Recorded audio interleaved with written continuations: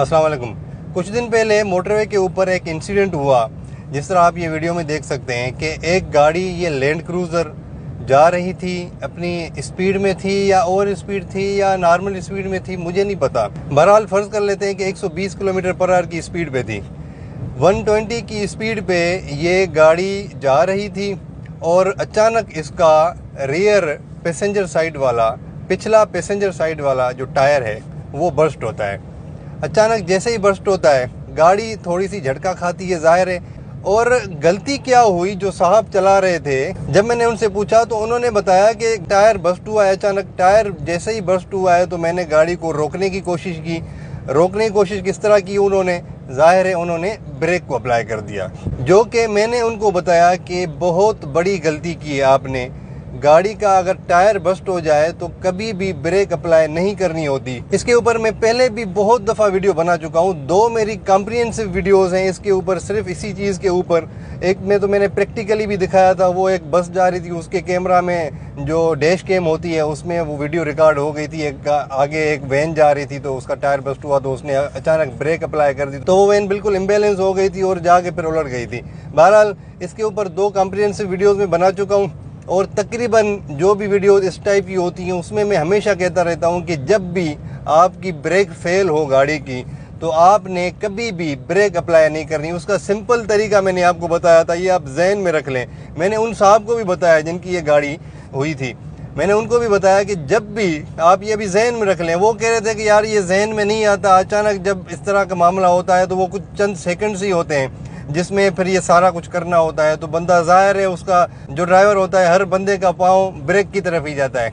लेकिन मैंने उनको जब बताया, मैंने कहा कि अभी मैं आपको बता रहा हूँ, आइंदा आपका खुदा ना खास्ता कभी इस तरह का मामला होता है, टायर बस्ट होता है अचानक, तो आप कभी भी ब्रेक अप्लाई नहीं करेंगे। मैंने उनको बताया कि भाईजान कभी भी ब्रेक अप्लाई नहीं करनी होती। जब आपका टायर बस्ट हो जाए आपने 3 काम करने होते हैं, सिंपल से 3 काम है।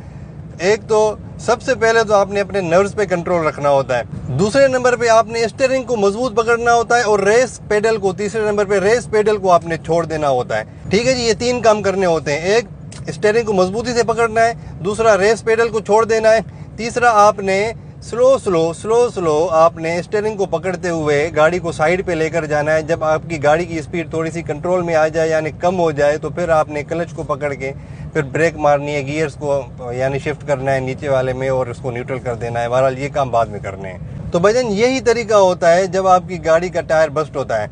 इस गाड़ी के साथ भी इस तरह हुआ। अगर ये साहब जो गाड़ी चला रहे थे, ये अगर सिर्फ ब्रेक अप्लाई नहीं करते तो ये सारा, ये जो आप मामला देख रहे हैं, ये सारा नहीं होना था। उसके बाद ये फिर दूसरा टायर भी उनका बस्ट हुआ है, फिर तीसरा भी, फिर चौथा भी। पहले गाड़ी इतनी इम्बैलेंस हुई है कि जाके क्रैश बैरियर में लगी है। क्रैश बैरियर में लग के, क्योंकि वो F शेप होता है, थोड़ा सा उसका शेप ऐसा होता है, तो वो धक्के से दूसरी तरफ आ गए, दूसरी तरफ गार्ड रेल में जाके गाड़ी लगी है, यानी इतनी इम्बैलेंस हो गई। अगर गार्ड रेल ये नहीं होती तो ये गाड़ी नीचे चली गई होती, यानी वर्ज में चली गई होती और बहुत बड़ा नुकसान हो जाता फिर तो। और एक और चीज़ मुझे समझ में नहीं आई, वो ये कि इस गाड़ी का जो एयर बैग है, ये जो जिनको एयर बैग के बारे में ज़्यादा पता है तो वो मुझे कमेंट्स में बताएं। इस गाड़ी का एयर बैग सिर्फ पैसेंजर साइड वाला खुला है, वो क्यों? हालांकि जब इम्पैक्ट होता है, सेंसर्स तो चारों तरफ होते हैं। जब गाड़ी टकराती है किसी चीज़ से, अगर इस तरफ टकराई है, दूसरी तरफ पैसेंजर साइड टकराई है, तो हो सकता है कि इस तरफ वाला तो एयर बैग खुल गया, वो तो ठीक है, लेकिन ड्राइवर साइड वाला एयर बैग नहीं खुला, पिछले एयर बैग नहीं खुले। हो सकता है कि वो पिछले जो पैसेंजर्स बैठे हैं उनको इतना झटका लगाओ कि वो आगे आके लगें, या ड्राइवर साइड पे जो ड्राइवर बैठा है उसको भी झटका लग सकता है कि वो उस तरफ चला जाए या आगे चला जाए या इधर चला जाए या उसका असर इधर स्टीयरिंग में जाके लगे। तो ये एयर बैग भी खुलना चाहिए था, बाकी जो एयर बैग्स हैं वो भी खुलने चाहिए थे, क्योंकि गाड़ी का इम्पैक्ट तो बहुत ज़्यादा था, इसीलिए तो वो एयर बैग खुला है। तो ये क्यों नहीं खुला मुझे नहीं पता, इसके ऊपर मैं रिसर्च करूँगा। अगर आप में से किसी को पता है कि ये एयर बैग क्यों नहीं खुले बाकी, तो मुझे आप कमेंट्स में बताएं।